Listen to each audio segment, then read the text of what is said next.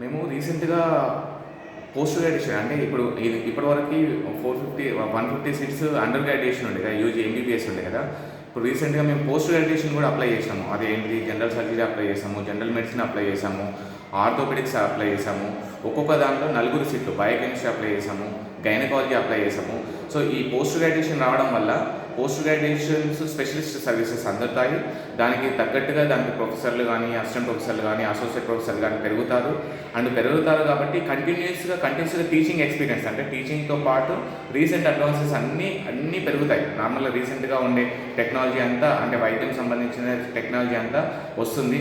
And post graduation next year వరకు వాళ్ళు inspection అయిపోతే ఆ పీజీ సీట్స్ కూడా ఆటోమేటిక్‌గా వచ్చే అవకాశం ఉంది. ఒక్కొక్క డిపార్ట్మెంట్‌లో నలుగురు పోస్ట్ గ్రాడ్యుయేషన్స్ పెరుగుతారు. నలుగురు పోస్ట్ గ్రాడ్యుయేషన్ పెరగాలంటే రేషియో 1:4:3 రేషియోలో అంటే ఇంకొక 3 అసోసియేట్ అండ్ ప్రొఫెసర్లు కూడా పెరుగుతారు. ఆ స్టాఫ్ పెరగడము అండ్ లెర్నింగ్ స్టూడెంట్స్‌కి నేర్పించడము అండ్ ఈ నేర్పించడంతో పాటు పేషెంట్లకు కూడా మంచి జరగడం జరుగుతుంది. ఇప్పుడున్న other than Gandhi, Osmania and Warangal Nizamabad కొన్ని కాలేజ్ మినహా మిగతా కొత్త కాలేజెస్ ఏవైతే ఉన్నాయో ఆ కాలేజ్‌లో ఫస్ట్ కాలేజ్ మన కాలేజే పీజీకి అప్లై చేసింది. అండ్ మన కాలేజే రెడీ టు అంటే నెక్స్ట్ కౌన్సిలింగ్ వరకు అవి మోస్ట్లీ ఇన్స్పెక్షన్ అయిపోతే ఆ కౌన్సిలింగ్ ద్వారా పీజీ వాళ్ళు కూడా పీజీ స్టూడెంట్స్ అంటే post graduation students they are specialist అంటే ఎంట్రన్స్ రాసి పాస్ అయ్యి కౌన్సిలింగ్ వచ్చిన వాళ్ళు వస్తారు.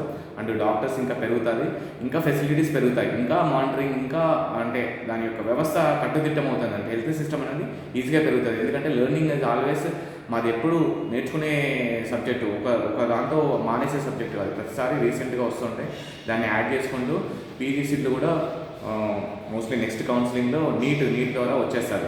దానిలో నీట్ ద్వారా మన లోకల్ వాళ్ళు వస్తారు అండ్ నాన్ లోకల్ ఇండియన్స్ ఎక్కడి నుండి అయినా రావచ్చు.